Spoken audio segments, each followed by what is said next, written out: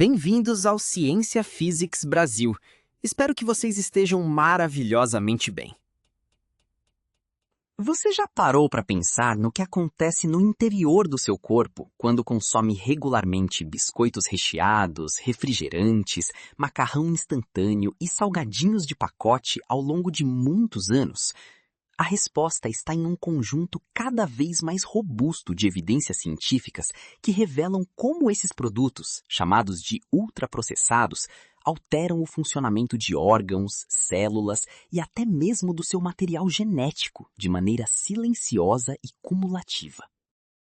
Antes de tudo, é essencial definir o que torna um alimento ultraprocessado. A classificação nova, adotada por universidades e pela Organização Mundial da Saúde, não olha apenas para os nutrientes, mas para o propósito e o grau do processamento industrial.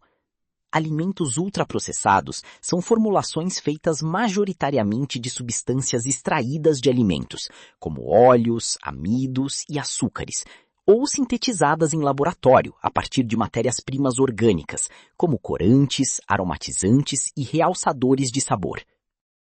Nesses produtos, a matriz alimentar original praticamente desaparece. Um exemplo claro é a diferença entre uma espiga de milho, a farinha de milho e o salgadinho de milho extrusado. No último caso, o grão foi fracionado, teve suas fibras removidas e foi combinado com maltodextrina, glucamato monossódico e uma série de aditivos que não existem na natureza. O resultado é um objeto comestível de alta densidade calórica e baixíssima densidade nutricional. A primeira grande consequência do consumo a longo prazo começa no controle da saciedade e da fome. Alimentos ultraprocessados são projetados para serem hiperpalatáveis, ou seja, eles estimulam intensamente os receptores do paladar com combinações exatas de açúcar, sal e gordura que dificilmente encontramos em alimentos in natura. Isso interfere diretamente nos sinais que o intestino e o tecido adiposo enviam ao cérebro, especialmente por meio de hormônios como a leptina e a grelina. Quando você ingere uma refeição rica em fibras e proteínas, o estômago se distende e o intestino libera peptídeos que sinalizam ao hipotálamo a ordem de interromper a ingestão. Com os ultraprocessados, essa cascata de saciedade é enfraquecida.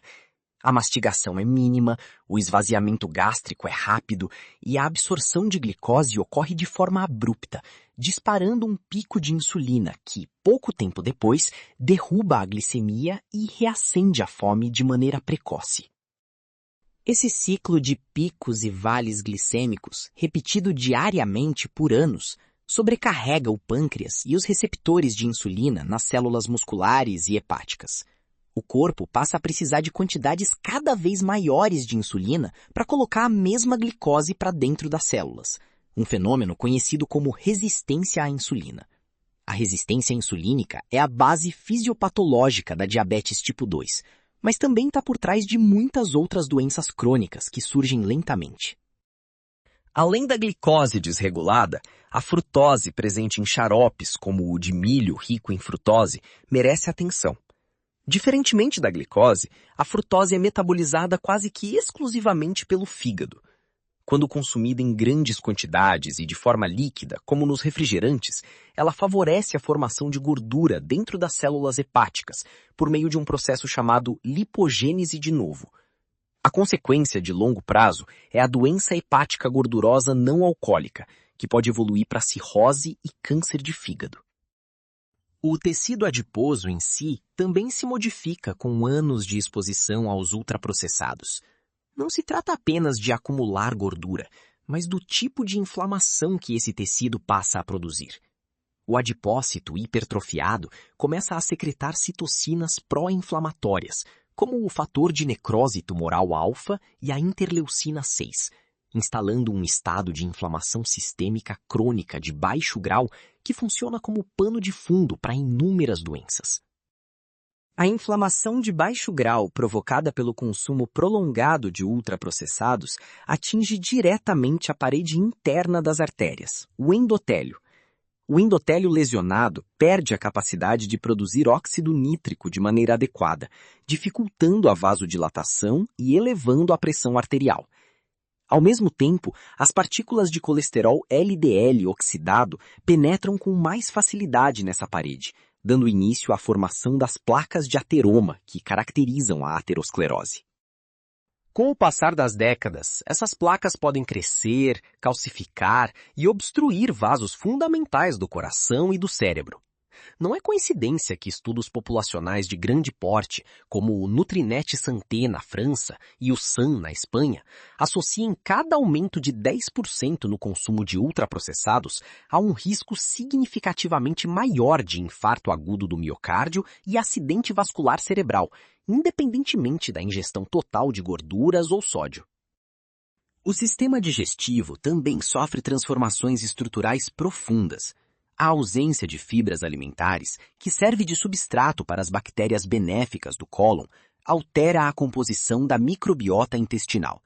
Bactérias fermentadoras de fibras, que produzem ácidos graxos de cadeia curta, como o butirato, perdem espaço para micro-organismos pró-inflamatórios. O butirato é o principal combustível das células do epitélio do cólon e um potente modulador anti-inflamatório. Sua escassez fragiliza a barreira intestinal, aumentando a permeabilidade a lipopolissacarídeos bacterianos que caem na corrente sanguínea e alimentam ainda mais a inflamação crônica. Os aditivos emulsificantes, como a carboximetilcelulose e o polissorbato 80, amplamente utilizados para dar textura homogênea a sorvetes, molhos e pães de forma industrializados, não são inertes. Pesquisas lideradas pelo grupo de Benoît-Chassagne, na França, demonstraram que esses compostos corroem a camada de muco que protege o intestino e promovem a translocação bacteriana. Em experimentos controlados, animais que receberam emulsificantes na água desenvolveram colite de baixo grau e síndrome metabólica de maneira dose-dependente. Os efeitos no cérebro também são acumulativos e preocupantes. A neuroinflamação crônica induzida pela dieta rica em ultraprocessados afeta regiões como o hipocampo, essencial para a formação de novas memórias. A barreira hematoencefálica, que protege o sistema nervoso central, torna-se mais permeável diante do constante bombardeio inflamatório, permitindo a entrada de moléculas que desencadeiam reações prejudiciais nos neurônios e nas células da glia. Estudos longitudinais de coorte, como o ELSA Brasil, já revelam a ligação entre o alto consumo de ultraprocessados e o declínio cognitivo mais acelerado ao longo do tempo. A redução do volume cerebral, especialmente em áreas relacionadas ao aprendizado, é mais pronunciada em pessoas cuja alimentação é baseada nesses produtos. O mecanismo envolve o estresse oxidativo e a resistência à insulina cerebral, que dificulta a captação de glicose pelos neurônios. Se estiver gostando do conteúdo, deixa um like para ajudar o canal. Se não for inscrito, inscreva-se. A saúde mental também entra nessa equação. O eixo intestino-cérebro, que conecta a microbiota ao sistema nervoso central pelo nervo vago e por metabólitos bacterianos, é modulado pelo que você come. Uma dieta pobre em triptofano biodisponível e vitaminas do complexo B e rica em aditivos reduz a produção de serotonina e dopamina em vias cerebrais que controlam o humor. As evidências mais recentes apontam que indivíduos com maior ingestão de ultraprocessados têm risco até 30% maior de desenvolver depressão ao longo da vida. O potencial carcinogênico é outro campo que não pode ser ignorado. Os corantes, nitritos e nitratos, adicionados a embutidos como salsicha, presunto e mortadela, reagem com aminas presentes na carne durante a digestão e formam nitrosaminas, compostos reconhecidamente cancerígenos. A Agência Internacional de Pesquisa em Câncer classifica a carne processada como carcinogênica para humanos, especialmente para o câncer coloretal. E não se trata apenas do intestino grosso. O risco de câncer de mama na pós-menopausa e de estômago também sobe consistentemente. O pior é que esses compostos não atuam isoladamente. O ambiente inflamatório crônico, a hiperinsulinemia, as alterações epigenéticas e o estresse oxidativo gerados pela alimentação ultraprocessada funcionam como fertilizante para células que já sofreram mutações iniciais. é a somatória de fatores que acelera a progressão tumoral e reduz a capacidade do sistema imune de identificar e eliminar células anormais, um processo denominado vigilância imunológica antitumoral. Até o relógio biológico das suas células é afetado a longo prazo. Os telômeros, estruturas protetoras localizadas nas extremidades dos cromossomos, encurtam a cada divisão celular e funcionam como um marcador do envelhecimento biológico. Pesquisadores da Universidade de Navarra demonstraram que o consumo frequente de ultraprocessados está associado a telômeros mais curtos em leucócitos, independentemente da idade cronológica, do índice de massa corporal e da prática de atividade física. Os mecanismos epigenéticos explicam por que os danos podem ser transmitidos e amplificados. Grupos metil doados por nutrientes como folato, colina e betaína, pouco presentes nos ultraprocessados, são utilizados para silenciar ou ativar genes importantes no metabolismo e na supressão tumoral. Uma dieta pobre nesses doadores de metil provoca hipometilação global do DNA e hipermetilação de genes supressores tumorais específicos, fazendo com que a célula perca o freio natural que impede a multiplicação descontrolada. Não é exagero afirmar que os ultraprocessados sequestram o sistema de recompensa cerebral de maneira análoga ao que ocorre com substâncias psicoativas. A combinação de carboidratos refinados e gorduras provoca a liberação de dopamina no núcleo accumbens, com uma intensidade que supera a gerada por alimentos naturais. Com o tempo, há uma dessensibilização dos receptores dopaminérgicos, e a pessoa precisa de doses cada vez maiores desse estímulo para sentir o mesmo nível de satisfação, um quadro que se instala lentamente. Esse processo alimenta um ciclo de desejos intensos e ingestão compulsiva, que altera circuitos cerebrais frontais responsáveis pelo autocontrole. A consequência prática é a falência dos sinais internos de parar de comer. O indivíduo continua consumindo mesmo sem fome, guiado por pistas visuais e olfativas, pela propaganda e pela ultraconveniência desses produtos, que são formulados para serem ingeridos rapidamente em qualquer lugar. A saúde renal também é comprometida ao longo das décadas. O excesso crônico de sódio, presente em quantidades altíssimas nos ultraprocessados, sobrecarrega os glomérulos renais e contribui para a hipertensão arterial, que é um dos principais fatores de lesão renal progressiva. Além disso, os produtos finais de glicação avançada, formados durante o processamento industrial em altas temperaturas, acumulam-se nos tecidos e promovem fibrose renal, diminuindo a taxa de filtração glomerular.